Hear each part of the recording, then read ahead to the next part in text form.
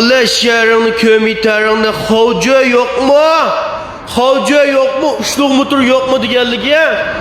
Mana dükkan halet boğan gördüm birisi çıkıp kaldı.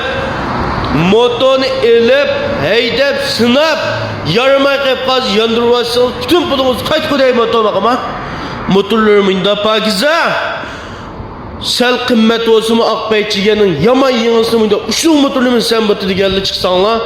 Sodası kılıp her yerge her kanda yegi seppesek buttu. Men şu korkaçlı Abdurrahimcan güvence kılmağalı kılıvelen yürek besip kuşuvamağalı kuşuvelen Muşunda mezmunluğunu her gün körep duralıysiz. Allah telefon numar 166 99 83 68 33. Muşunda yığılmak ama setlep koldun çıkıp boğucu ba. Gör.